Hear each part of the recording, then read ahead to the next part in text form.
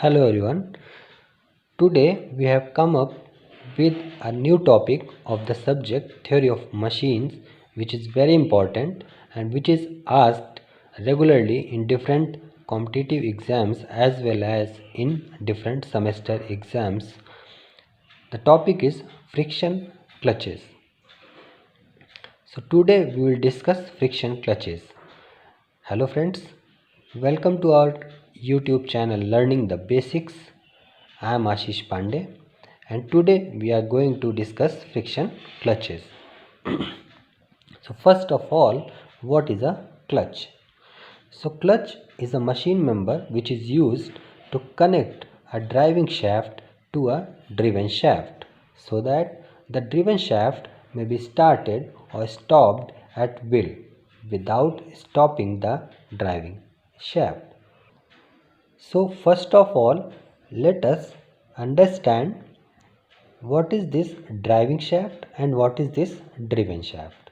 So I have shown a figure over here which is of a four-wheeler, that is of an automobile. So in an automobile, here this is the engine. Okay, so a shaft which is coming outside from the engine, that is the driving shaft. It means the engine is the driver and the shaft which is coming outside the engine is the driving shaft. I hope that you have understand what is driving shaft. Now let us move towards the driven shaft. See, this power will have to be transferred towards the side of this gearbox. So a shaft which will provide the motion to the gearbox, it means a shaft which is going inside the gearbox is the driven shaft. I hope that you understand the driving and driven shafts. Now you can see the location of this clutch. The clutch is located between these two shafts, which is the driving shaft and the driven shaft. See, when you are using a clutch mechanism, you don't need to switch off or switch on the engine regularly. You can transfer power from the engine or you can stop the power or motion from the engine. I hope that you got the concept of the driving and driven shaft. If you see the location of the clutch, it is kept between the driving shaft and driven shaft.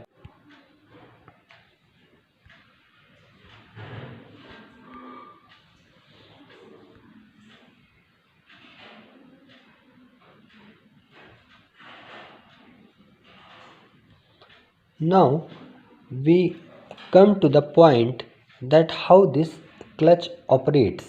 It means what is the principle behind the operation of clutches. See, in this subject or in this video we are focused with friction clutches.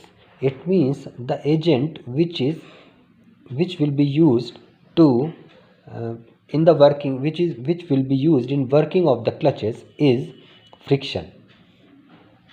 So we are talking about the operation of friction clutches.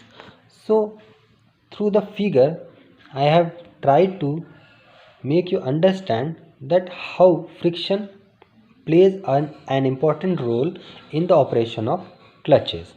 So in figure which is of disengaged position, you can see one shaft is moving. Here this is your driver, yeah, or driving shaft. This is your driving shaft. The arrow shows the direction of the motion of this driving shaft. Here this is the driven shaft, but initially during the disengaged position it is not moving. C and D are the two flanges for your better understanding that how the engagement takes place. So C and D are the flanges which are attached to the shaft A and shaft B. Initially this is the disengaged position and shaft B is not engaged to the shaft A, or we can say that flange D is not engaged with the flange C, while flange C is moving with the same speed as the shaft A, which is the driving shaft. Now in figure B, which is the engaged position, which shows the engaged position, when these two surfaces or these two flanges C and D comes in contact, they are not free to come in contact. Actually these are operated by a particular mechanism, right? So when these come in engaged position, or when these are engaged, the motion of shaft A is being transferred to the shaft B here. So this is your driving shaft and this B is your driven shaft. The two flanges are attached. So what makes the shaft B to rotate, or what provided the motion to shaft B is the friction between these two surfaces. So I hope that you understand the principle of operation of friction clutches. Moving to the next topic, which is the classification of clutches.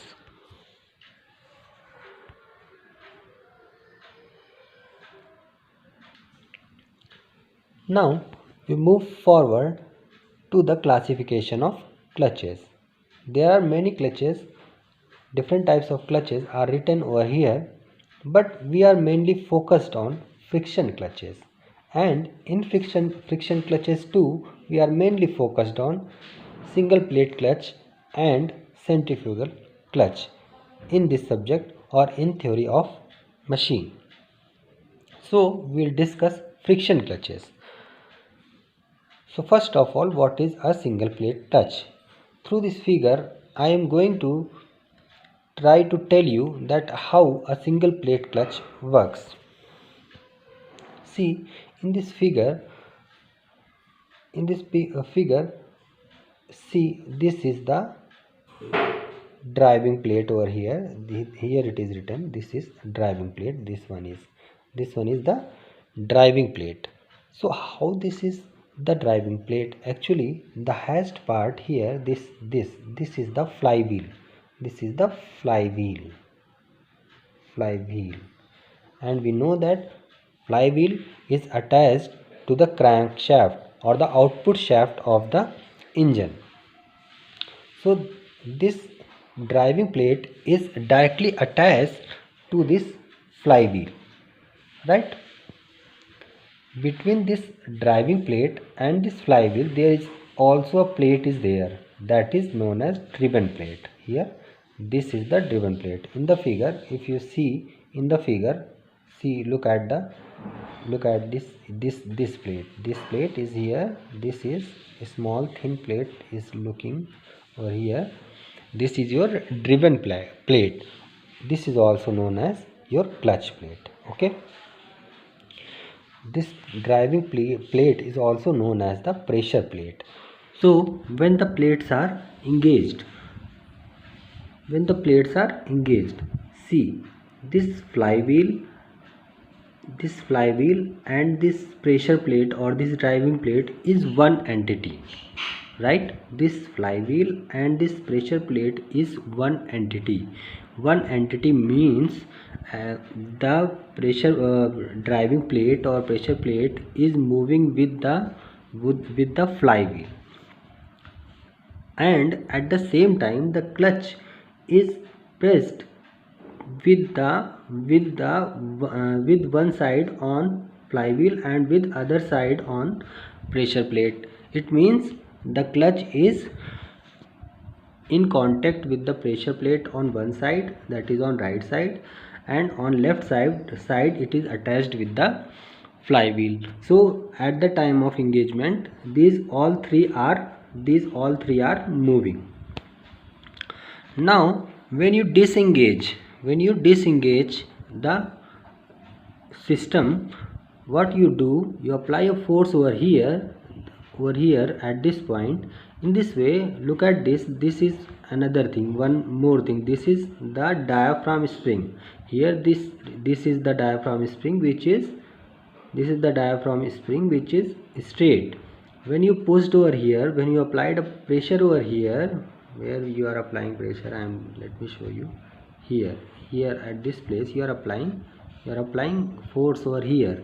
When you apply this force, this diaphragm spring bends like this. Here this is bended, this diaphragm spring is bent. So in this way the diaphragm spring bent. Now when this is bent, look over here. Here you will see that the this flywheel is disengaged with this plate, that is with this driving plate.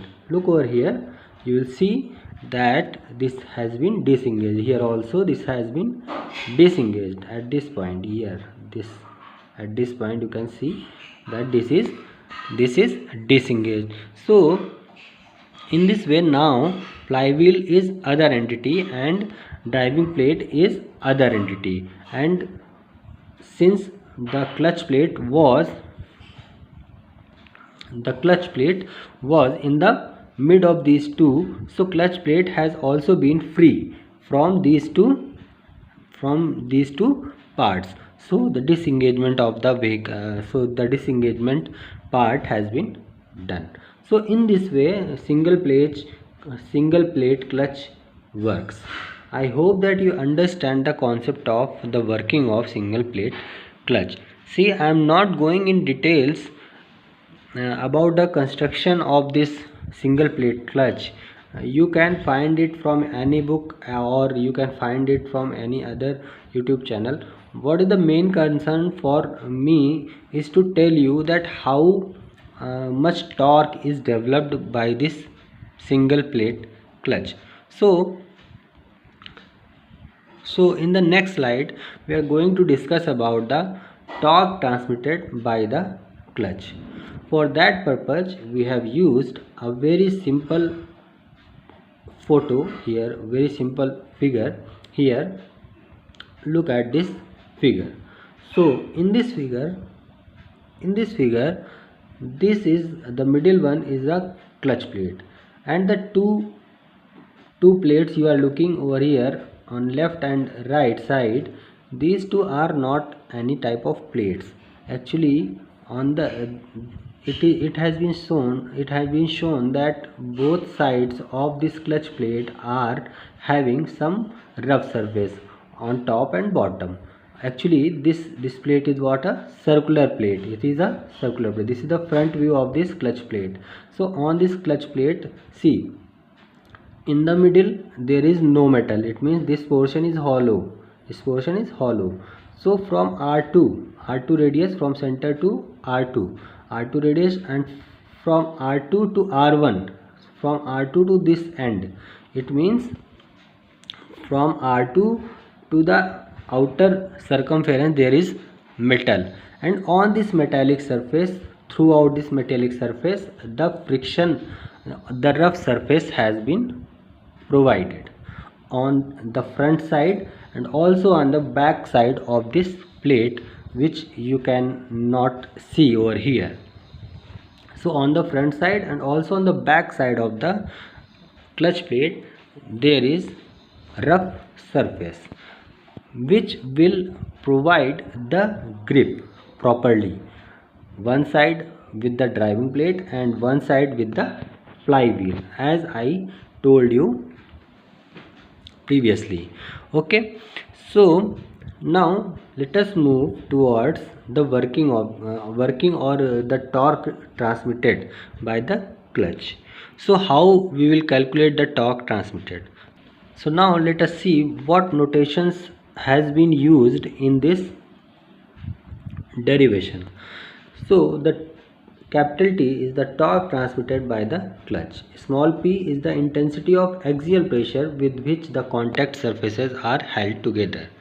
See, here you are seeing capital W. This capital W is the load through which the clutch plate is being held between the pressure plate and the flywheel. between the pressure plate and the flywheel. Don't misunderstood with these two as a plates. Remember this, one side is exposed to the flywheel, other side is exposed to the driving plate. So the load is applied on the driving plate side, and in reaction we find some force over here. Let us see that as a pressure. So we will calculate the force, because what is force? Pressure into area. We can find the force over here, and that force will be the reaction force what we will get in action, in opposite to this action of load W. Now the inner radius is R2 and outer radius is R1 over here. You can see there. Now mu is the coefficient of friction.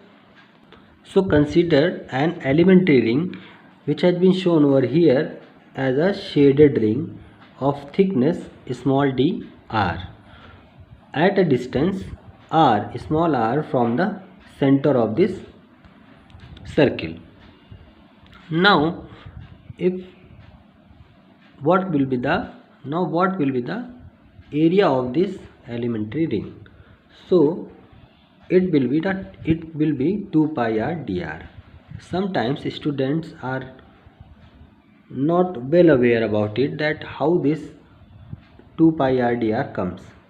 So this is a ring. What is the area of a ring? Let us consider this is a ring. So what will be this is a ring. Okay, this is hashed. What is the area of this ring? Suppose this is the center of this. From center this distance is a, small a, and this distance for the outer ring is small b. So what will be the area of this ring? Is pi b square minus a square, right? Break it and you will get pi b minus a into b plus a. Now b minus a, it means outer minus inner, will represent this thickness. If this thickness is suppose dt, okay, so this will be dt, that will become pi dt, and b plus a. Since the thickness of the elementary ring is very small, very small, so that b is equal to a. So if b is equal to a, so if b is equal to a, this will become 2a or 2b. So here what we will get is equal to pi dt into 2a or 2b. So what we get? 2 pi b dt. In the same way, if consider this as R1 and R2, whatever you consider, 2b dt pi, at the place of b it is r, 2 pi r dr. At place of dt what is there? dr is there. So in this way you can find the area of the elementary ring. I hope that you understand from where we get the area of this elementary ring is equal to 2 pi r dr. I hope that you understand this concept. Now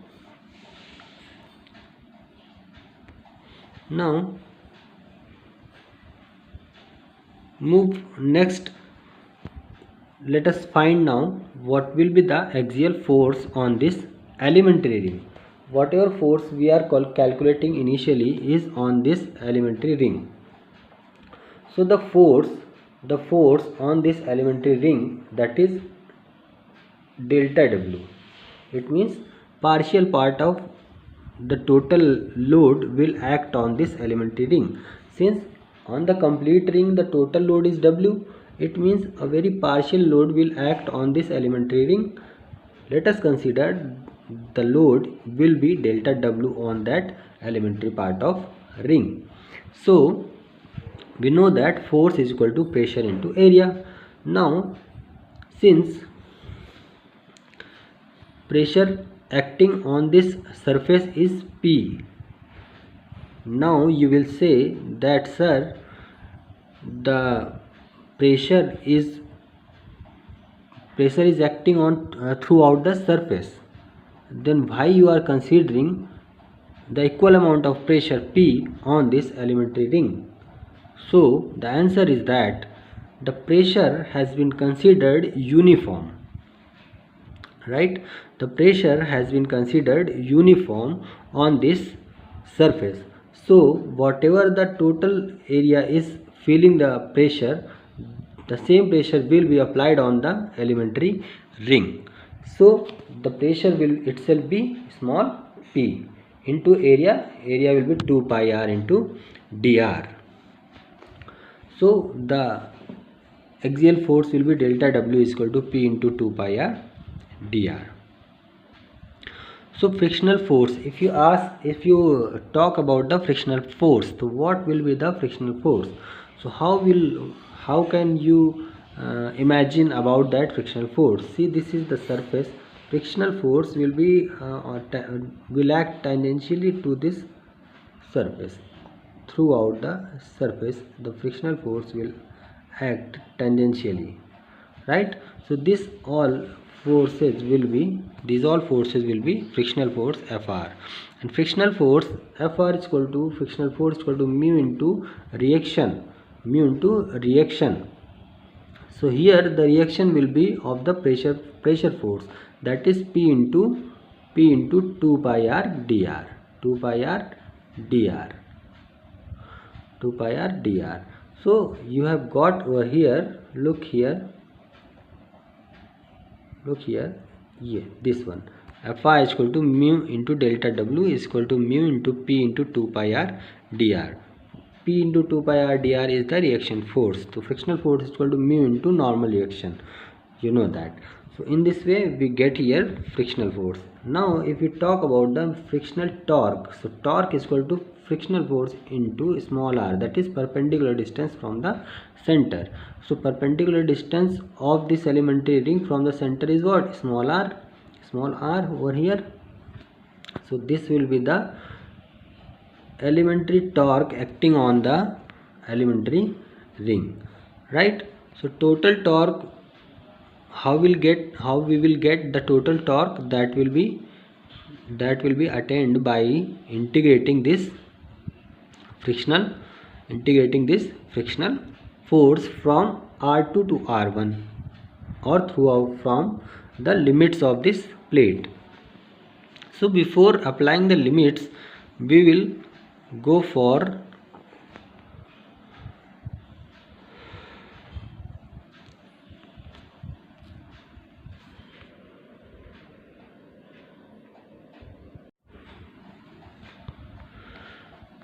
we have find out that how the area of the elementary ring will be 2 pi r dr. Now we will move further and calculate the partial load acting on this elementary ring. Let us consider that the partial load will be delta W. So what will be the partial load? The partial load will be pressure into the elementary area, that will be 2 pi r into dr. So the force, the axial force, this W is axially is along the axis of this plate. So this is axial load acting along the axis, axial load. Delta W is equal to P into 2 pi r into dr. So this is the axial load acting on the elementary ring, that is the ring of thickness small dr having area 2 pi r dr. Again we calculate the frictional force acting on this elementary ring. So how can you imagine this frictional force on this elementary ring? See, this is the front view of a ring. This will be attached to the flywheel. Put a surface on it and consider that as a flywheel. It means the two surfaces will be in contact, and when the two surfaces are in contact, and there is a motion between these two surfaces, it means one force which will be due to friction will act on this whole ring. So now we have to calculate the frictional force on this elementary ring that will act along the tangent of this elementary ring throughout the surface. So this will we have as a frictional force, and we know that the frictional force Fr is equal to mu into normal reaction, which is over here as pressure into area, that is normal force, which is delta W, mu into delta W, since delta W is acting along the axis of this surface. So mu into delta W, put the value of delta W, which is P into 2 pi r dr. So Fr will be equal to mu into P into 2 pi r dr. Now if we have to calculate the frictional torque on this elementary ring, frictional torque on this elementary ring will be frictional force into the perpendicular distance from the center of this elementary ring, that will be Fr into small r. So this will be calculated by over here this formula, and Tr will be equal to 2 pi mu P r square dr. You have to just put all the values, put Fr into r. So here r will have one more power, so that will be r square, right? So in this way we have calculated the frictional force and frictional torque on the elementary ring. Before moving further, there are two theories now.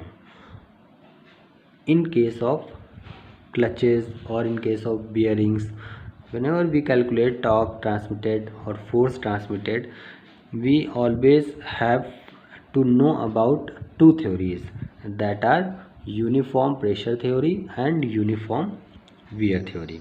So in case 1 we will consider uniform pressure. So first of all, why we are applying this, let us understand. So when the plate is new, for a new plate, we know that for a new plate the contact will be perfect or very proper. The contact surfaces will be in very proper contact with each other. It means the pressure throughout the contact surfaces will be uniform. So for new plates, uniform pressure theory is applied. Remember this, for a new plate uniform pressure theory is applied. So what is there in uniform pressure theory and what will be the frictional torque in uniform pressure theory, we will now understand. So when the pressure is uniformly distributed over the entire area of the friction face, then the intensity of pressure P will be load per unit area. So P will be equal to load per unit area. What will be the area? This area represents the area of the clutch plate, and that is pi r1 square minus r2 square. Look at this ring. Now we are seeing there this whole surface. So the area of this whole ring will be pi r2 square minus pi r1 square minus r2 square. So put W upon pi r1 square minus r2 square, where W is the axial thrust with which the contact or friction surfaces are held together, that is this force W.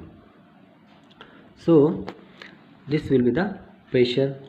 Now Tr is what? We have calculated Tr on the elementary ring. Now we have to just integrate that between R1 and R2, right? So just integrate that between R1 and R2. So T is equal to this will be from R2 to R1. Actually, see, the lower limit is R2 here the lower limit is, look over here, the lower limit is what? Just a minute. Here the lower limit is R2 is the lower limit, right, and R1 is the upper limit. So it will be integrated between the limits R2 to R1, lower limit and upper limit. Here it is written right and here it is wrong.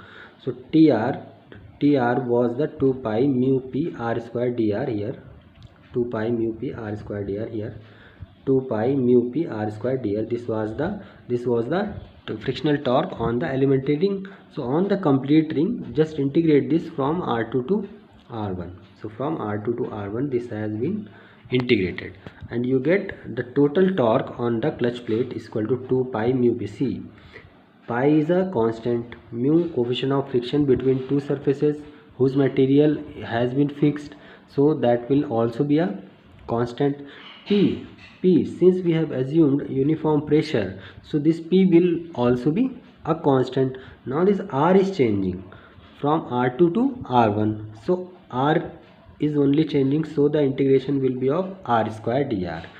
The integration of R square is R cube by 3. Here this R3 is written, this is R cube actually, okay, this is R cube, this is R cube.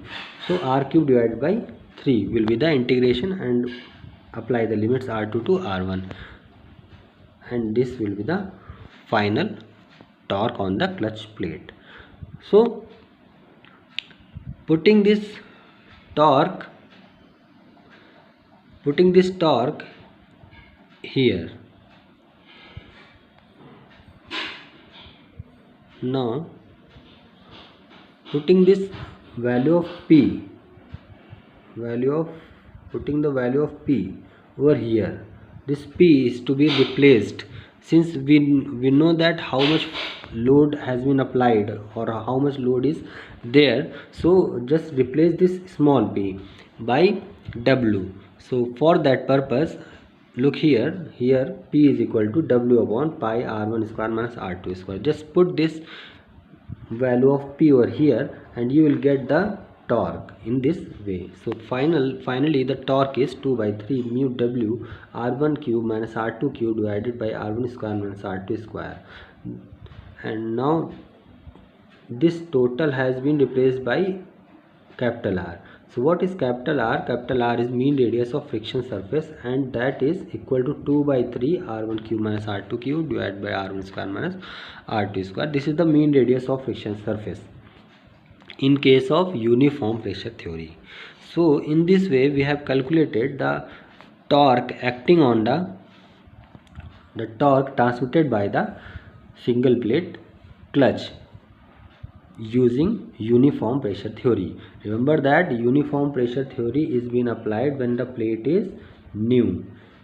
Generally uniform wear theory will be applied only and unless it is said, right? So now moving towards uniform wear theory. So what is uniform wear theory? In this theory, pressure is not constant. In this theory, pressure is indirectly proportional to the radius. Pressure is indirectly proportional to the radius.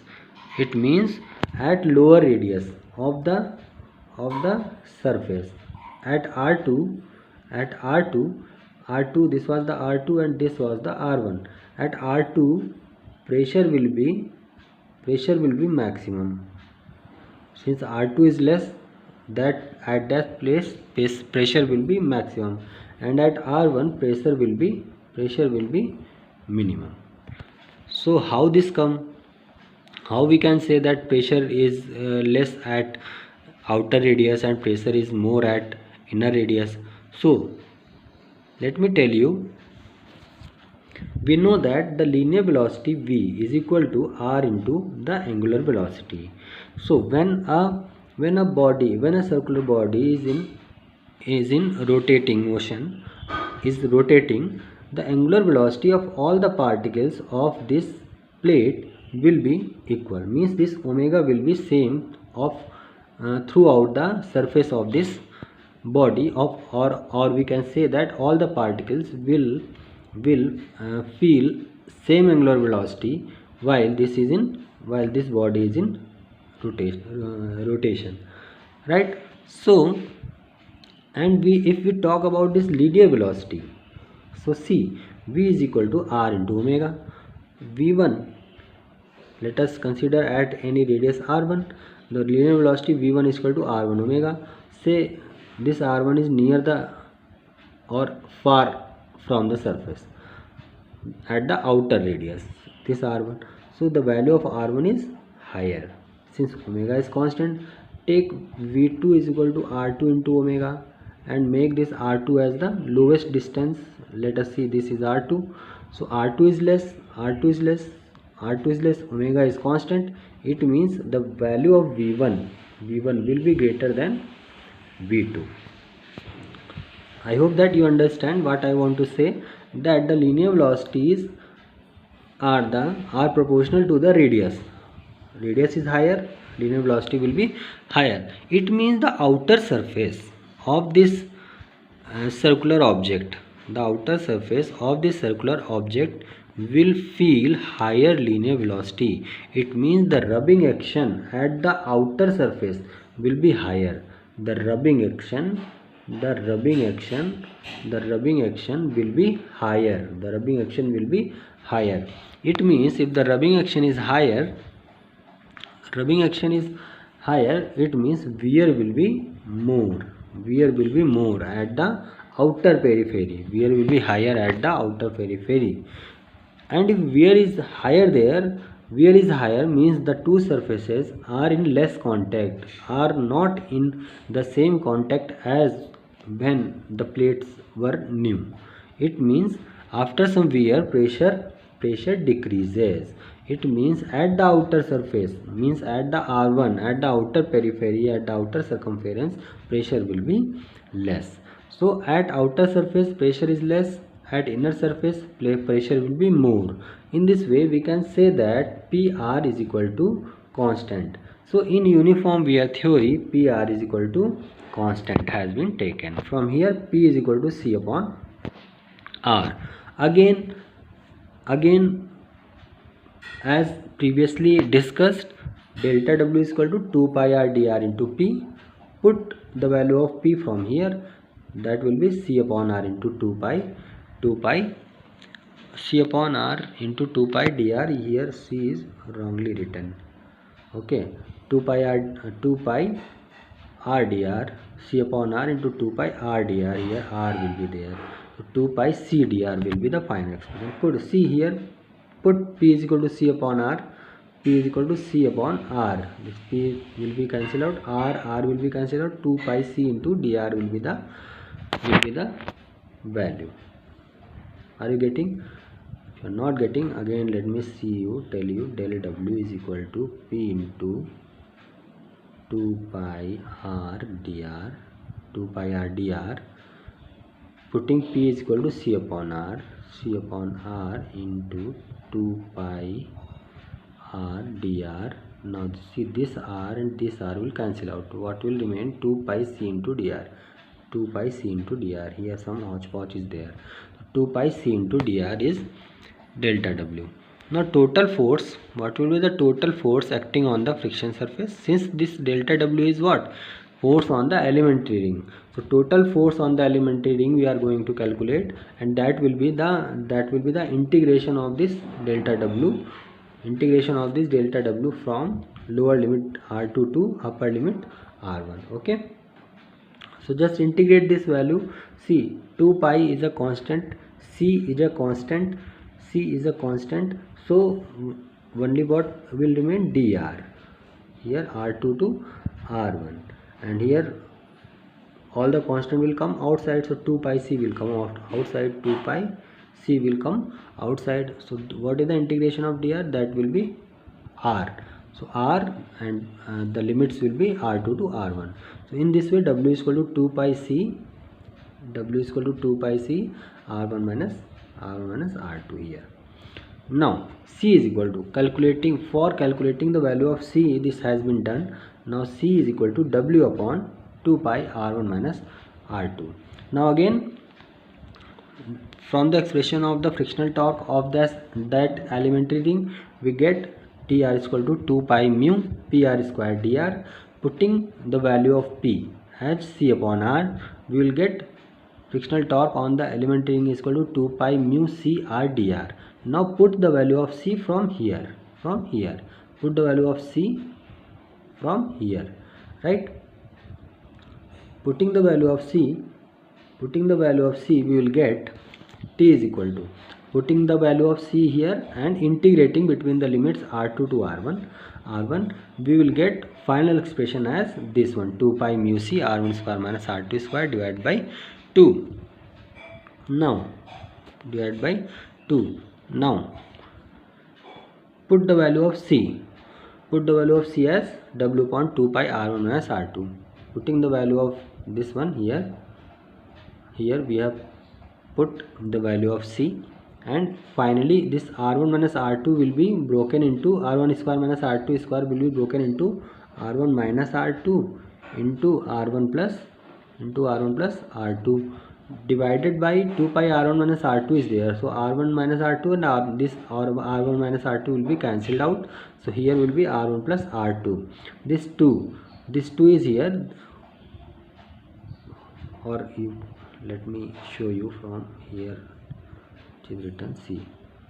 This part will be broken into R1 minus R2 into R1 plus R2. R1 minus R2 and R1 minus R2 will be cancelled out. W into R1 plus R2 divided by 2 pi. Will be there. Here also pi mu is there. So pi and pi will also be cancelled out. So what will remain over here? Half. Look at over here. Here it is written 2. So half mu into W, R1 plus R2 will be remain. R1 plus R2 by 2 will become the mean radius. So represented by capital R. So R is equal to mean radius of the friction surface, R1 plus R2 divided by 2. In this way, this is the value of frictional torque, total frictional torque transmitted by the plate by using uniform wear theory. See, uniform wear theory will be used in all the cases of the given problem or in the given numerical, unless it is said that use uniform pressure theory, or it is said that the plate is brand new, then only you should apply uniform wear theory, uniform pressure theory. Otherwise everywhere you have to apply this uniform wear theory. I hope that you have got the idea of torque transmitted by the single plate clutch from these two theories. See, whatever are your suggestions regarding this video, please do comment, and if you are not getting anything, please ask anytime. Thank you. Please subscribe and share the channel. I hope that you have liked the video, so please like also. Thank you.